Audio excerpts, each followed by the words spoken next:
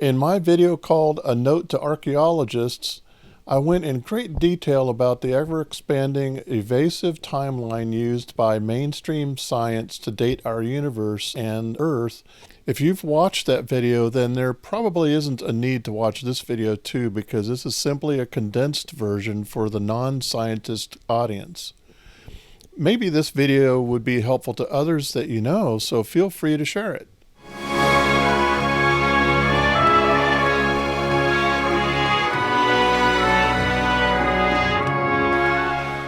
Welcome. My name is Tom Lanier. On a popular sci-fi series based on a novel, we heard the popular mantra of the scientific community, "We don't believe in God, we're scientists." In the past, knowing God's existence was a given, even among scientists like Isaac Newton and Albert Einstein. Today, it's unpopular to admit to believing in his existence. Today, you can be mocked and discredited for admitting it. This video addresses content creation surrounding archaeology, paleontology, geology, and ufology. I will supply some framework here that will tie all this into a nice, neat package that can begin to answer questions you yourselves may have had tough, if not impossible, time in answering. And I'll explain why it's been tough for you to answer these questions. I've been fascinated with scientific disciplines all my life. The one thing that has always frustrated me is that I have never seen anyone tie them all together. Never.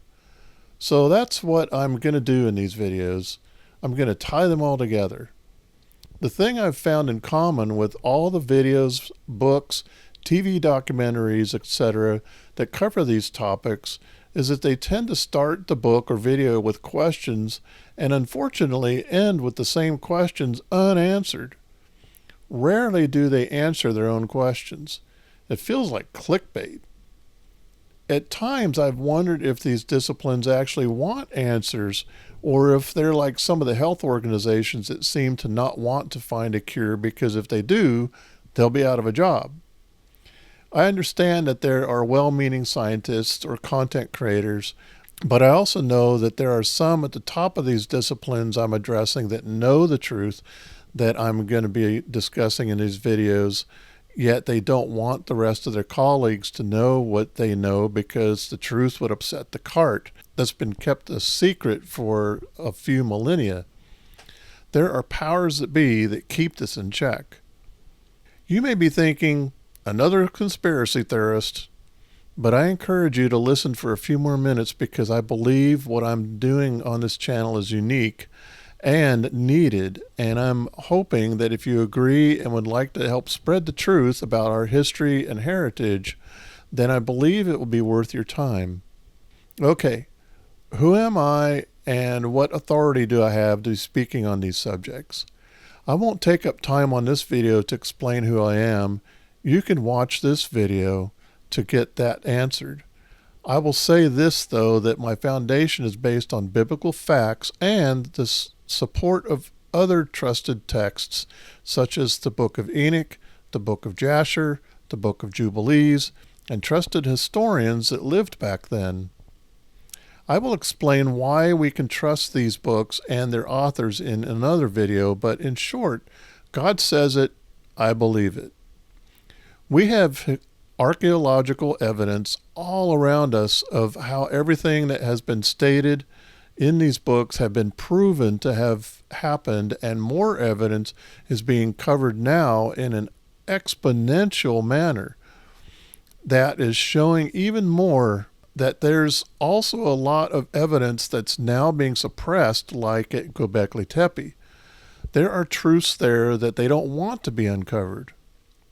So since what is true of the past can be proven and believed, then it suffices to say that what is stated in these books that foretells what is to come can also be trusted as well. This evidence is what I'll be bringing up in many of these videos. I am not here to defend the Bible or the existence of our Creator. The Bible doesn't need to be defended, and neither does our Creator. I'm doing this for your sake so that you will see the facts before you and hope that you won't resist the truth simply because academia has taught you something else, or that you fear being ridiculed, scoffed at, or rejected by your friends and family. I'm simply here to connect the dots from the truth that already exists. Do you want to know the truth or keep ignoring it? What I'm going to say next here are the topics that I alluded to earlier that I have never seen tied together, yet they are intrinsically tied together. I'll be connecting these dots in my videos. These are loosely in historical order the way we were taught in school and beyond.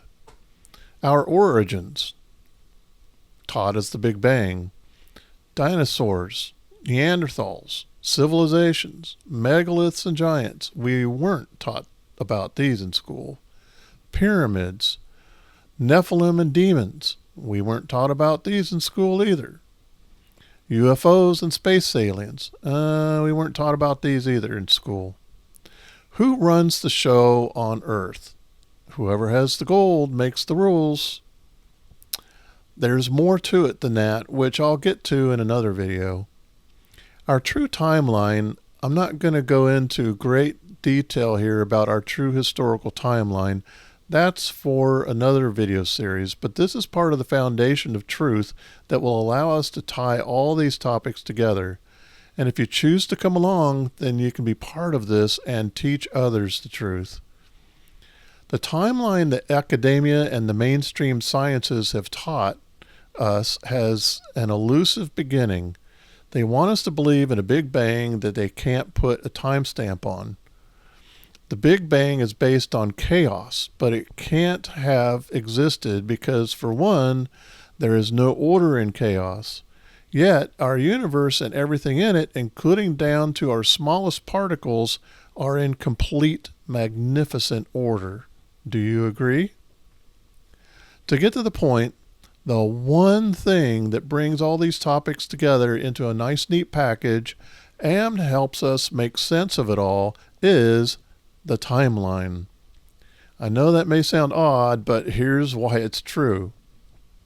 When you have an elusive beginning with no timestamp on it, such as a Big Bang, and you assume that our future is elusive, possibly indefinite, and not guaranteed, then you have no beginning and no end. So your theories and hypotheses on where anything belongs on the timeline can expand or contract at will.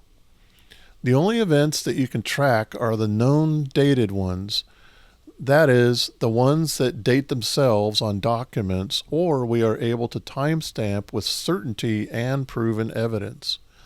I've noticed over the last few years that with every new dinosaur that's discovered, its age keeps getting pushed back further and further into the millions and tens or hundreds of millions of years. Is someone dreaming that up, or are they relying on unreliable carbon dating for this?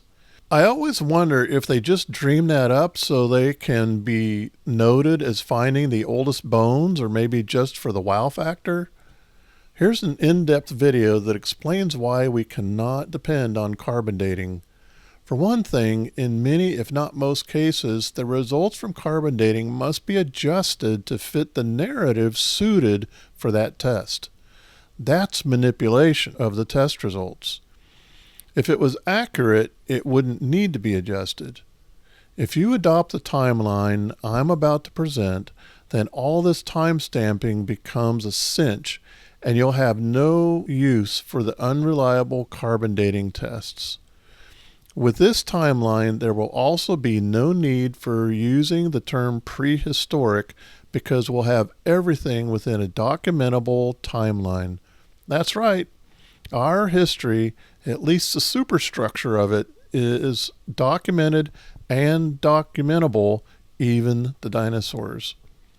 When we put our trust in documented past events, we rely on the witnesses of that era transcribing those events, or at least a transcription from trusted scribes who had reliable narratives passed down, and preferably from more than one source confirming these narratives.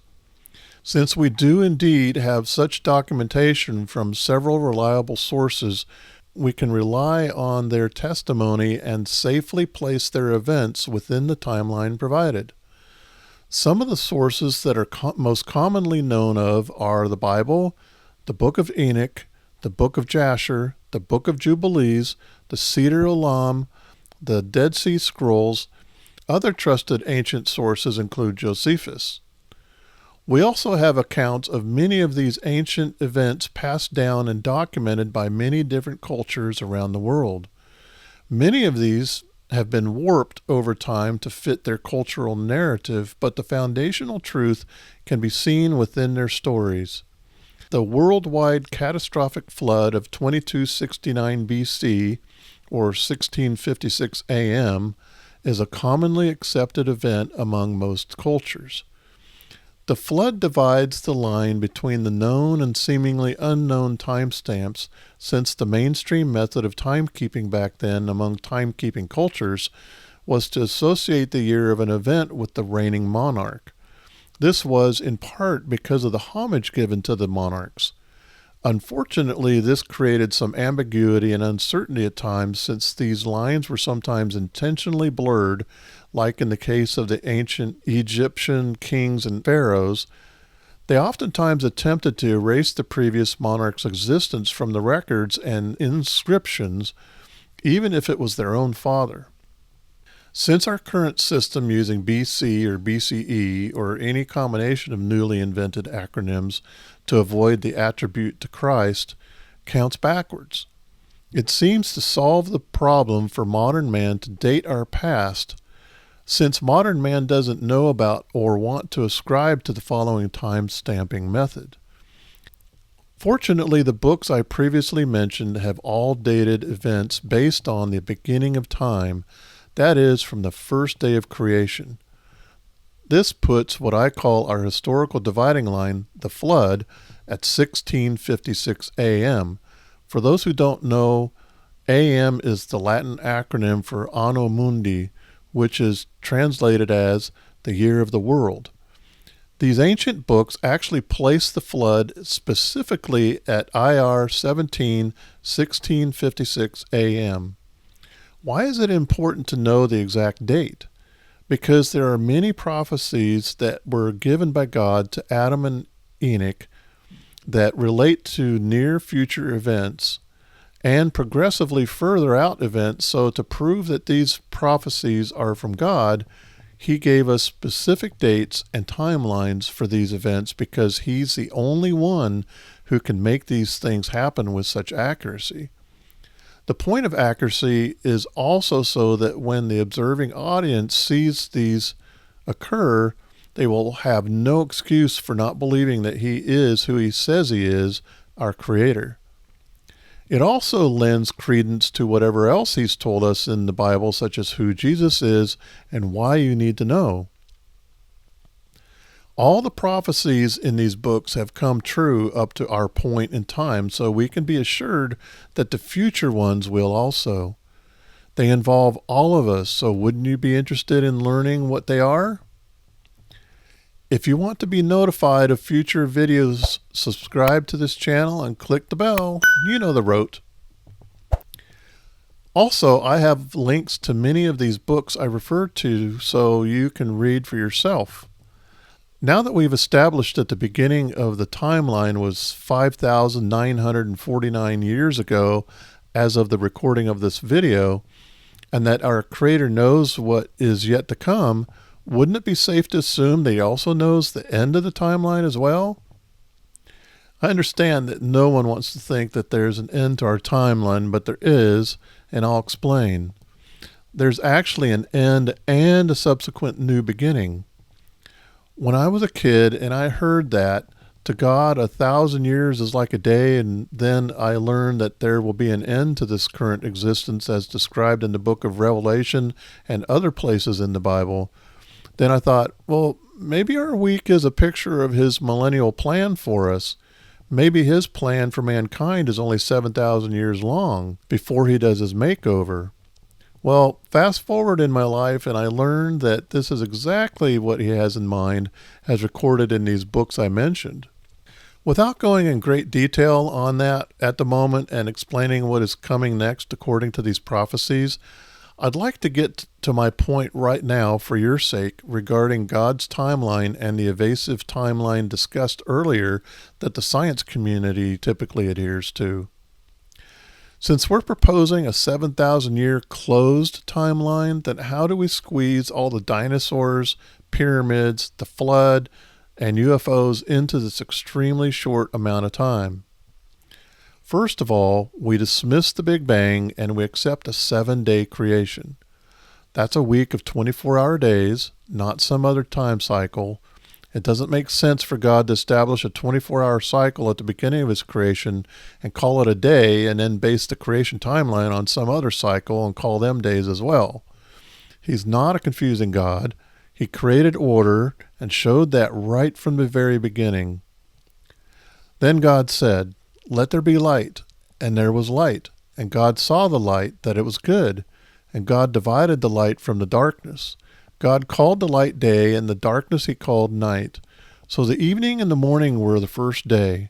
Genesis 1, 3 through 5. This is his very first act of creation. He established the day and night cycle so the rest of creation and the entire 7,000-year timeline would be on track. He laid the tracks for history to run reliably on it. From the boarding station called Alpha to the destination station called Omega, "I am the Alpha and the Omega, the beginning and the end, says the Lord, who is and who was and who is to come, the Almighty." Revelation 1:8. This life is not about mankind, it's about him, the Alpha and Omega, the beginning and the end. We are participants in his story, and what we do with our time here is up to us. He's given us that choice whether to accept the truth about him and his son Jesus Christ or dismiss it. The reference books I've mentioned show us the timeline. One of the easiest ways we can follow that timeline is through the genealogies. The begats show us a reliable timeline of the pre-Diluvian world, and then we can continue to follow that timeline after the flood. The same man that built the ark before the flood is the same one who got off the ark after the flood. He and his family saw both worlds, and he carried man's existence and genealogies through the first great global reset called the flood. God tells us in the Bible and other documents that there are 2 more global resets yet to occur. I'll get to them in future videos. But rest assured that God promised that there would never be another global flood, so this notion going around that there were more than one flood are incorrect. Noah witnessed and lived in the amazing tropical earth that God originally made and the devastated landscape that followed the flood. We know there were crocodiles and palm trees at both poles and everywhere in between before the flood. They've excavated dinosaurs in the Antarctic. All land creatures had to start over after the flood. We'll talk about dinosaurs in a future video. I'm not going to explain all the archaeological anomalies and connect all the dots in this video. That's for future videos. This video is just to set the stage for future videos by establishing the timeline and hope that you will seriously consider adopting this timeline, especially in light of what I reveal in future videos. I assure you that when you do and you accept the historical activities that took place within that timeline, that it will begin to answer many of your questions and mysteries. How? Well, if you'll accept the facts given to us in the texts I've mentioned, then we know where and when which people groups were where on the earth and often why. Sure, there's a lot of unanswered questions in there, but we can connect the major dots, and when we do that, we can begin filling in the gaps in between logically and reliably within reason. Otherwise, when new discoveries are found, when new civilizations and new baffling artifacts are discovered, then they'll have a tough time knowing where to place them on their ever-expanding timeline, which says, were these people alive 5,000 years ago or 5 million years ago? Your guess is as good as the next person's in this scenario. Roll the dice. Fit it into your preferred narrative. I'm not going to do a deep dive here with examples, but here's one example we can address that's a hot topic right now, and that's regarding Göbekli Tepe and the other 20 or so ancient buried cities in that region. Since we've accepted here in 2024 that we are just 5,949 years as of this recording into our earthly existence, then it's impossible for Göbekli Tepe to be 12,000 years old. Here's another thought. How do they figure that one dinosaur is 1 million years old, yet another is 250 million years old? Guessing or carbon dating? Here is a video that shows why carbon dating is unreliable and cannot be trusted. The link in the description section is below. How is it that they've found dinos with soft marrow and some still have their last meal in their tummies? It's because these creatures aren't as old as archaeologists have been taught to believe. Where have all the bones gone from millions of years of humans and animals existing? We should have an earth littered with bones, yet we don't. So where are all the human remains, animal remains, and all the extensive plant and tree life from the flood? There were a few million people on this tropical earth at the time. Answer? Fill her up. Why did God upturn the earth and bury the flora and fauna so deep during the cataclysmic flood? Simple, yet more than one answer. First, since Noah and his family and all the creatures on board the ark needed to come back out in a year and repopulate the earth, does it make sense to have a rotting, stinking landscape to attempt to live in and move around in? No. That would be disgusting and unlivable. We are the beneficiaries of God making things topsy-turvy during the flood nearly 4,300 years ago to bury all that death and rot, whether it was living creatures or plants and trees.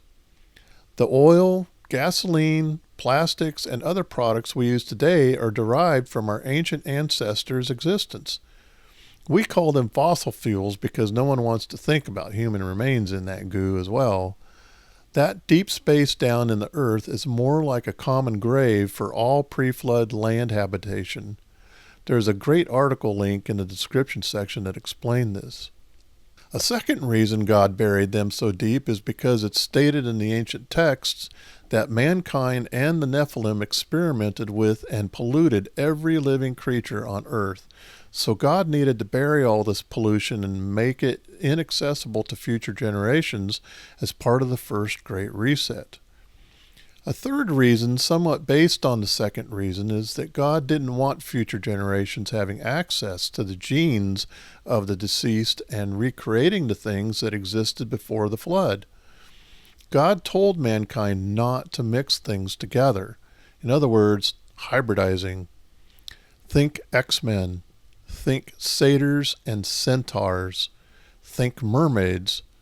All of these have actually been found in the fossil records preserved as proof of their existence. Unfortunately, there are those who are attempting to bring these back along with dinosaurs. Think Jurassic Park. Not a good idea. There was a reason all these became extinct, and man's fascination with these creatures is going to get him in trouble. More on this later. One last topic to discuss in this video, but I'm not going to do a deep dive here on this either, as I'll do that in another video series. That is the topic of ufology. How does that fit in with all this? Is it even relevant here? It exists within our universe, and it exists within our timeline, so yes, it's relevant. First, we must establish who these creatures are, where they came from, and why they're here, and what do they have to do with our timeline. Again, without a deep dive, I'll cut to the chase.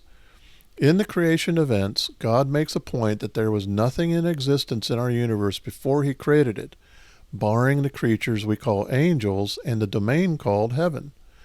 But he created them too before he created the rest of the universe so they could witness his creation.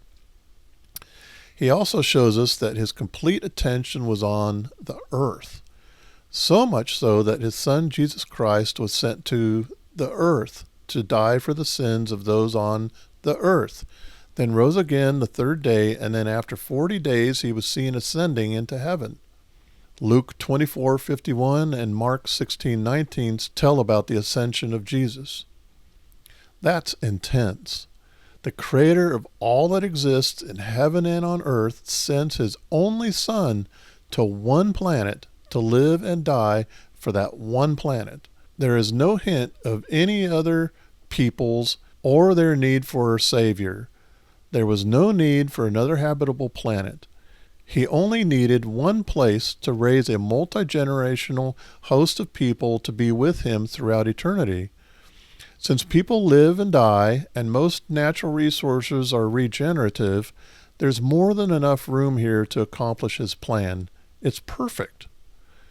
So who are these little green men? They are the Watchers mentioned in the Bible and the ancient texts.